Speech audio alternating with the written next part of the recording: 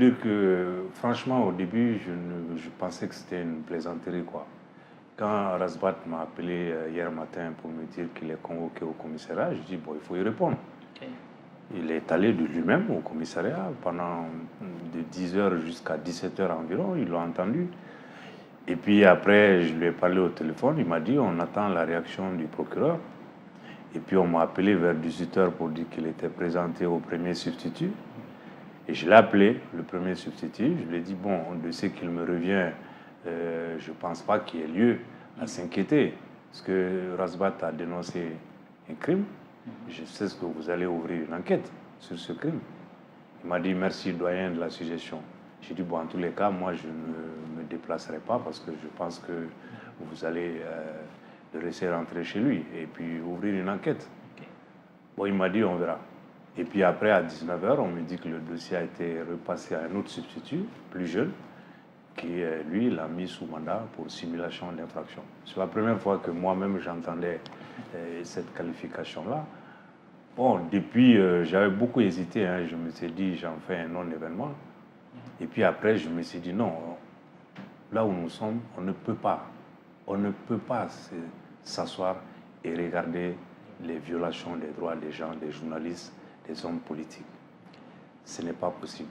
Pour nous, ce qui nous reste de notre vie, si on baisse les bras, si on cède, si on ne reste pas debout, il ne nous reste plus rien à faire dans ce pays-là. Donc c'est pour ça que finalement j'ai accepté de le défendre. Je n'ai pas encore vu le procureur, je n'ai pas vu le dossier.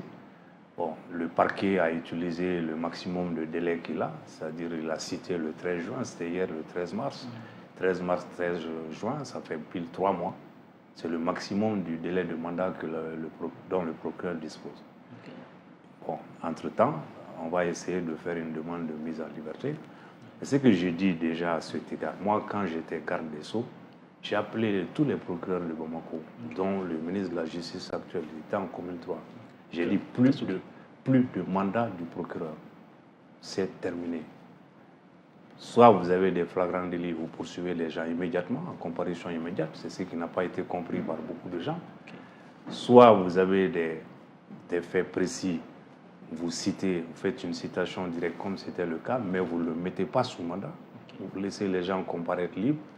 Si c'est des dossiers complexes, vous saisissez un juge d'instruction qui peut décerner mandat. Mais le procureur de la République, qui est censé être à la disposition du ministre de la Justice, ne doit pas disposer du mandat de dépôt.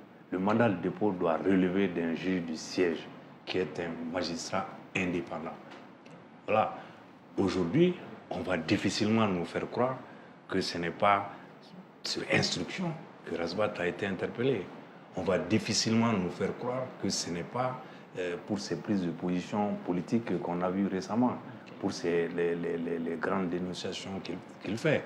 Le rejet du projet de constitution. Tout ça, on est dans un contexte politique. Et le discours qu'il a tenu, c'était dans un contexte purement politique. C'était à la conférence nationale d'un parti politique, le parti de Soumoulou Boubé. Qu'est-ce qu'il a dit à cela-bas? Moi, je l'ai entendu sur les réseaux. Il a interpellé les militants de Feu Boubé en disant Boubé est mort dans des conditions qui ont laissé croire qu'il a été tué. Vous, il y a parmi vous des militants qui sont membres du CNT, pourquoi vous n'avez pas interpellé au moins le gouvernement pour qu'il y ait une enquête? Est-ce que cela justifie dans le Mali d'aujourd'hui d'aller à la MCA? Mais je me demande si les gens savent ce qui se passe là-bas. Comment on peut envoyer comme ça pour un oui, pour un non, des gens dans cette maison d'arrêt-là qui doit être fermée? Moi, si j'étais resté garde des Sceaux, je l'aurais fermé. Parce que les gens sont détenus dans des conditions infra-humaines. Pour avoir dit que quelqu'un a été assassiné, on peut considérer que c'est une dénonciation d'un crime, vous faites une enquête. Mais là-dessus, ce que j'ai dit aussi, si vous permettez, à titre d'introduction, moi j'étais l'avocat de Boubé. Je me suis retiré du dossier parce que j'ai dit que ce n'est pas un dossier judiciaire, c'est un dossier politique. Donc je ne me voyais pas apporter ma caution en tant qu'avocat. J'ai dit je ne participe pas à la mascarade judiciaire. Je me suis retiré. Mais je suis resté l'avocat de la famille. Le jour où Boubé est décédé, sa fille m'a appelé vers 18h en me disant « Tonton, Nous sommes là depuis ce matin. Le procureur général refuse de nous donner le corps de notre père tant que nous ne signons pas un document pour renoncer à l'autopsie. Parce que le procureur général voulait faire une autopsie. Okay. J'ai dit, mais signez. J'ai dit, signer, ce n'est pas un problème. Il cherche à courir sa responsabilité, mais il n'échappera pas. Parce qu'il y a déjà un rapport médical. On sait de quoi Boubé est mort. Donc, ce n'est pas la peine. Signer, renoncer à l'autopsie. J'ai dit, un jour, l'enquête le dira. Et on est sur ça. On est sur ça. C'est le procureur lui-même, le procureur général, qui a d'abord émis un doute. C'est lui qui a demandé une autopsie. Parce que Boubé n'était plus entre les mains de la justice. Il était à la clinique, mais pas entre les mains de la justice. Ses avocats, ses médecins, ses parents étaient interdits de visite. Il a demandé une autopsie. Le procureur général, oui. Le Timbo, oui. Vous le connaissez, oui. Je crois qu'il est célèbre maintenant. Oui. C'est lui qui est venu à la télé dire qu'il faut poursuivre Boubé, on le poursuivra, etc. etc. C'est lui qui a initié l'affaire. Okay. Donc, le jour de son décès, il est venu, lui et le président de la Cour suprême. Ils se sont retrouvés à la clinique parce qu'on les a appelés pour dire venez voir ce qui est arrivé. Je ne voulais pas être, je veux pas être à leur place. Mais ce jour-là, c'est Timbo qui a demandé l'autopsie du corps. Ça veut dire quoi? Ça veut dire qu'il voulait que ça soit clair, les raisons du décès soient clarifiées. Okay. Il a dit à la famille où on fait l'autopsie ou expressément vous signez un document pour renoncer à l'autopsie. C'est moi qui leur ai conseillé de signer le document. Parce que le corps était toujours sur son lit de mort du matin jusqu'à 18h, vous vous rendez compte? C'est après ça que le lendemain, on leur a rendu le corps. Donc, qui a fait le doute? Qui a sémé le doute? Qui d'abord a dit qu'il y avait un problème? C'est le procureur général. Okay. Donc, si quelqu'un vient dire publiquement qu'il a été assassiné, il n'a pas nommément désigné quelqu'un. S'il avait dénoncé quelqu'un, cette personne aurait pu porter plainte pour dénonciation calomnieuse. Mais le procureur, il n'est pas là pour l'État. Hein. Il est là pour les citoyens. Il est là pour tout le monde. Donc, il lui arrive une dénonciation, comme dans n'importe quelle affaire.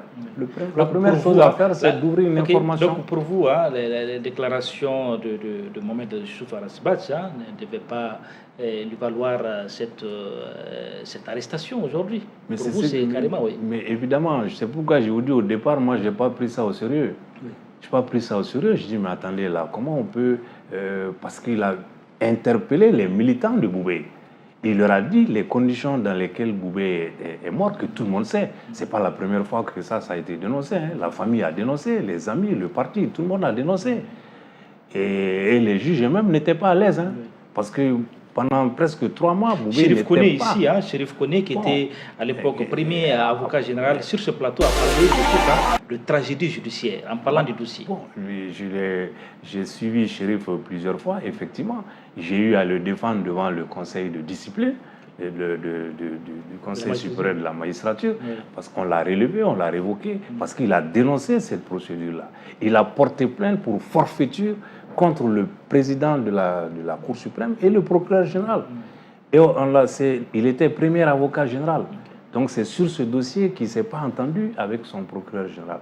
Et on l'a poursuivi, on l'a relevé de ses fonctions. Mais lui a dénoncé les conditions dans lesquelles Boubé est mort. Il a porté plainte. À partir de ce moment-là, je pense que n'importe quel citoyen a le droit de dire on l'a assassiné, faites une enquête.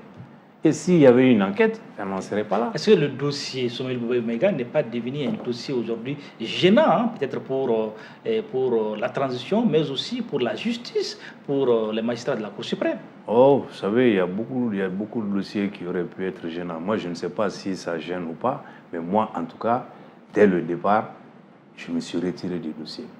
Après avoir discuté avec le premier président à l'époque, qui était Wafi, qui aujourd'hui a eu sa récompense, il est conseiller spécial du président de la transition, qui a essayé de trouver des arguments juridiques là où il n'y en avait pas.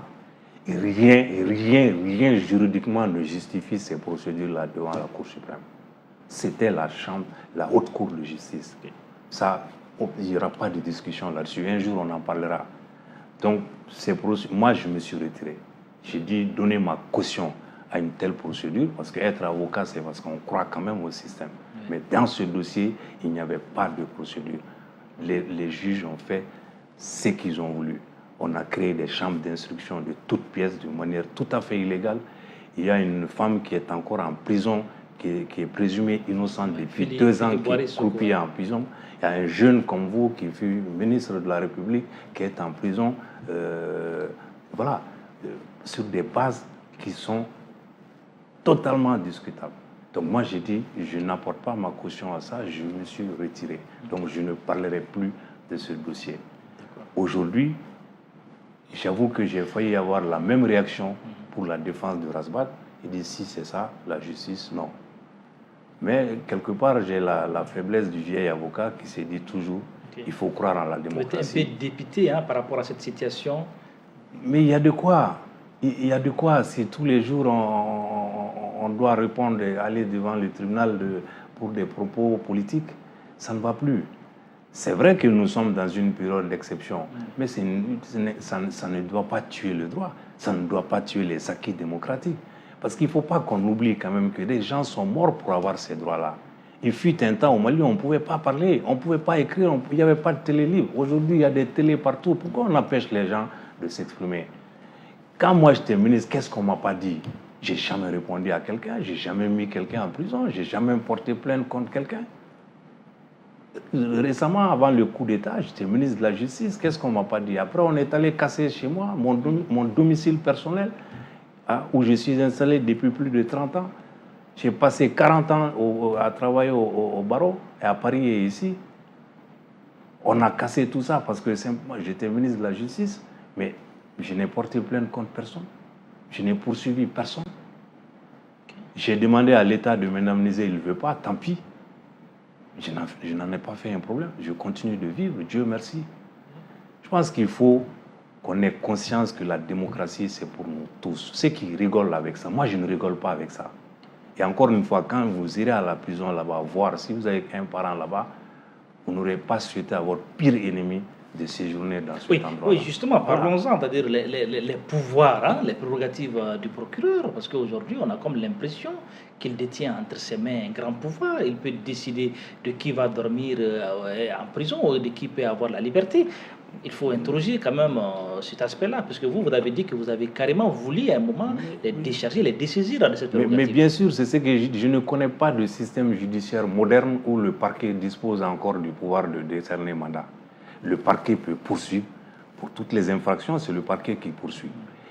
Mais il n'a pas le pouvoir dans les démocraties modernes de décerner un mandat de dépôt. Il peut garder à vue. La garde à vue, c'est lui, la police, la gendarmerie, c'est sous la direction du procureur. Mais après les 48 heures, il a des choix à faire.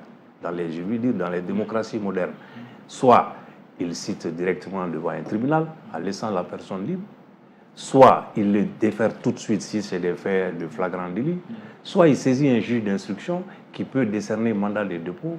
Et en France, il y a même le juge des libertés. Même le juge d'instruction lui-même n'a plus le pouvoir directement de mettre quelqu'un en prison. Il y a un juge spécialement dédié à ça qui s'appelle le juge des libertés.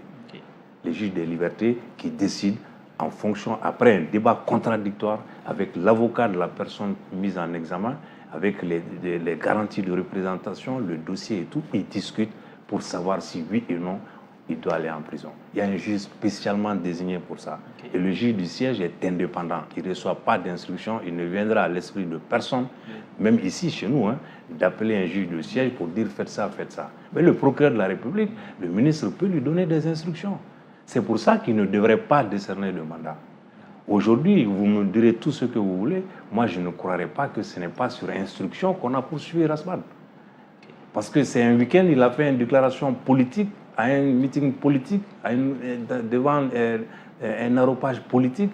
Et le premier jour ouvrable, on le convoque. Attendez. Oui, d'accord. On a vu quand même que dans des cas similaires où vous avez dit c'était hier le 13 et puis le rendez-vous qu'on donne c'est le 13 juin. Mais entre-temps, lui, est-ce qu'il va rester en prison? Est-ce que vous allez vous battre pour qu'il puisse bénéficier d'une liberté provisoire le temps Mais c'est ça, du procès? Je vous dis, le parquet a utilisé la durée totale du mandat dont il dispose légalement. Donc, il a mis l'audience jusqu'au 13. Il ne peut pas aller au 14. Parce qu'il ne peut pas détenir plus de 3 mois. Maintenant, dans l'intervalle, on peut saisir le juge du siège pour demander une mise en liberté provisoire. Mais même cette mise en liberté provisoire, c'est le parquet qui l'audience. Donc on est obligé d'aller revoir le parquet, discuter, négocier pour qu'on puisse avoir une date d'audience dans le mois. Et là aussi, il y a une jurisprudence qui s'est installée, une pratique en commune 4, on connaît maintenant, où le parquet, quand il met ses audiences, il refuse de recevoir, d'audiencer une demande de mise en liberté avant un mois. Donc ça veut dire que le parquet dispose de ta liberté pendant un mois comme il l'entend. Il le décide comme il le veut, comme il l'entend. Bon, j'espère que la raison va revenir et que le procureur va... Pour vous, dans cette affaire, peut-être on aurait pu gérer cette affaire autrement, peut-être à l'amiable par exemple, où on peut le verbaliser, peut-être pour ses propos, peut-être, même si on juge que ce sont des propos déplacés, ou même on pouvait trouver une autre formule que de... Moi, je vous dis, cher ami, ça ne devrait pas avoir lieu. Lasbat n'aurait pas dû être interpellé pour cette intervention-là. Les lieux où il y a eu ces propos, c'était dans un cadre politique. Oui. Ça devrait rester politique. Quelqu'un m'a dit, oui, mais Rasbat est de la société civile. Alors, la société civile fait de la politique. Les religieux font de la politique. Tout est politique aujourd'hui. Donc, il était à une conférence nationale d'un parti politique. Ce n'est pas rien. C'est un élément essentiel de la démocratie. Donc, demain, plus personne n'osera s'exprimer dans ces cadres-là qui doivent être sacrés. Parce que la liberté de politique et la liberté certains de la Maliens sacrée. Parlent d'une justice aujourd'hui à deux vitesses. Qu'est-ce que vous répondez? Moi, je n'aime pas parler de la justice parce que je suis respectueux de la justice. Je suis un avocat, un ancien bâtonnier. Donc, c'est un sujet très, très délicat. Mais je dis, c'est le système même qu'il faut réformer. Et si moi, j'avais pu, je vous l'ai dit, on ne serait pas devant des situations comme ça. Il n'y aurait pas eu de mandat du parquet, tout simplement. Donc, aujourd'hui, les procureurs, ils utilisent la loi. Tant que la loi n'a pas changé, le pouvoir politique va aussi utiliser la loi. Et c'est ça qui n'est pas normal dans une démocratie. Voilà. Donc ça veut dire que chaque régime va venir, chaque régime aura son procureur ou ses procureurs, et puis entre-temps, est-ce que la vie des citoyens n'est pas... Est-ce que nous ne sommes pas en sursis dans ces conditions-là? À ce rythme, en tout cas, dans un pouvoir d'exception comme ça, tout le monde est en sursis. Moi, c'est ce que je dis. On se réjouit aujourd'hui parce que c'est Rasbat, parce que c'est toi, mais demain, quand ce sera vous ou votre frère ou votre parent, c'est autre chose. Moi, je me souviens du dossier de la déstabilisation aussi que j'ai défendu. Pendant 4 mois, j'ai été 24 heures sur 24 pour ce dossier-là. Mais à l'époque, j'avais dit, faites attention. J'ai dit à Mokhtar Wan, le Premier ministre, j'ai dit, Mokhtar, qui est un promotionnaire et un ami, j'ai dit, Mokhtar, ce qui arrive au Premier ministre Boubou Cissé, un jour pourrait arriver. Et j'ai eu malheureusement l'occasion de le lui dire après. J'ai dit, Mokhtar, je t'avais dit que ce qui arrivait à Boubou Cissé pourrait arriver un jour. Oui. Le Ségal adjoint qui est devenu Ségal à la place de Sékou Traoré, Khalilou Doumbia, il est où aujourd'hui? Il était le puissant Ségal adjoint de Sékou Traoré. On a pris Sékou Traoré, on l'a mis à sa place. Aujourd'hui, il s'est retrouvé là-bas. Le directeur de la sécurité d'État, c'est un certain Ngouita. Il est en prison. Il était celui qui avait arrêté les gens et mis en prison. Donc, je pense que le respect de la démocratie, les libertés, ça vaut pour tout le monde. Il faut éviter les abus. Il faut qu'on laisse les gens s'exprimer. Des gens sont morts pour ces libertés-là. On est en train aujourd'hui de parler d'un projet de nouvelle constitution. Oui, déjà, respectons la constitution qui est là, dans laquelle ces libertés-là sont sacrées. L'expression politique est sacrée. Donc, on ne devrait pas pouvoir, si vous voulez, il doit avoir une espèce d'immunité de la parole politique.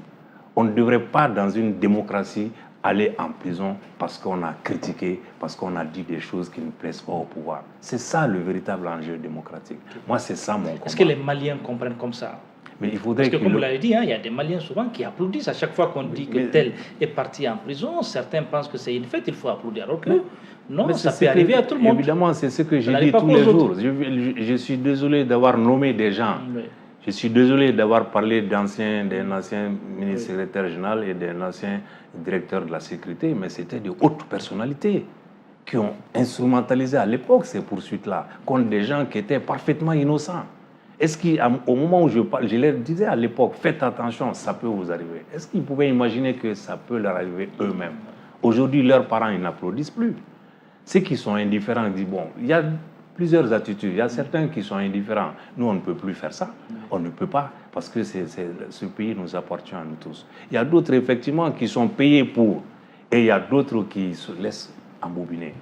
Il faut qu'on sorte de tout ça. Il faut qu'on respecte les droits et les libertés des citoyens.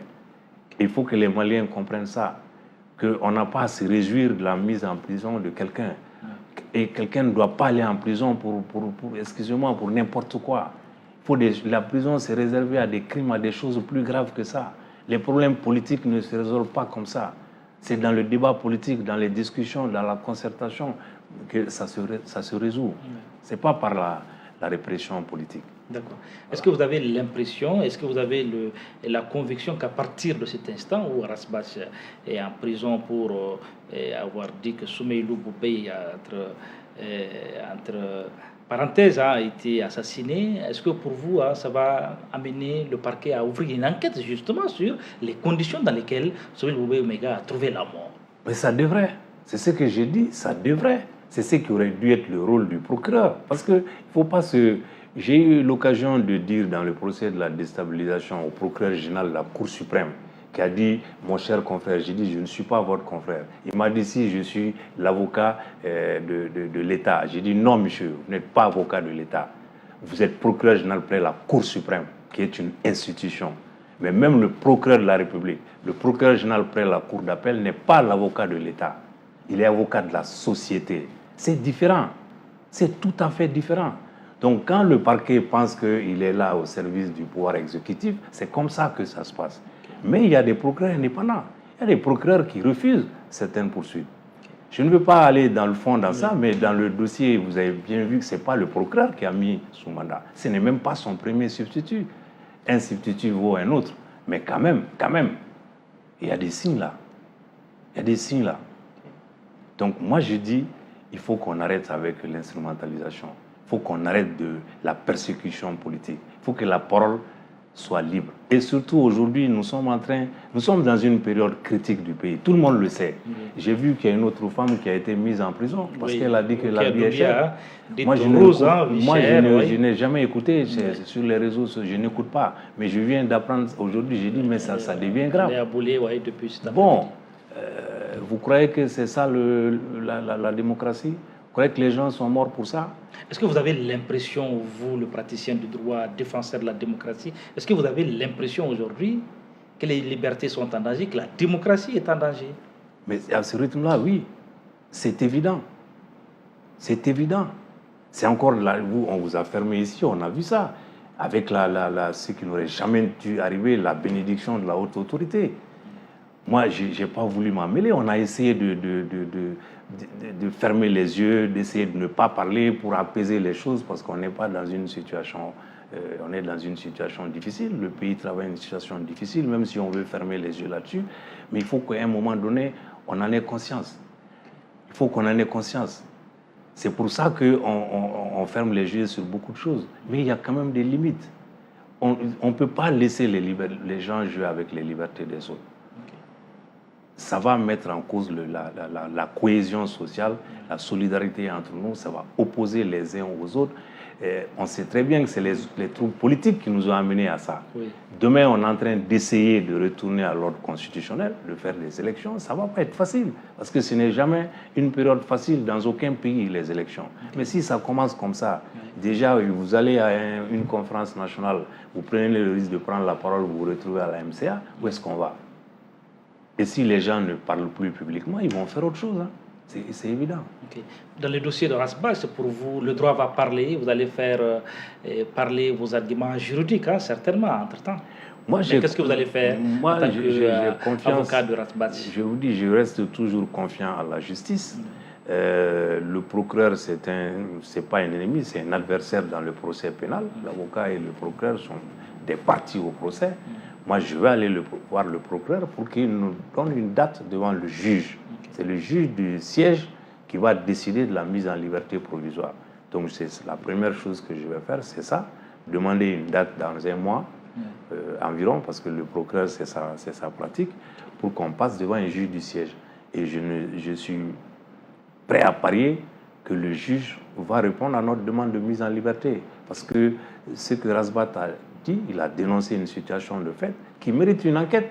Tout le monde le sait que Boubé est mort dans des conditions qui sont discutables. Encore une fois, je vous dis, c'est le procureur général qui a voulu exiger une autopsie. Donc si on dit qu'il a assassiné, on ouvre une enquête.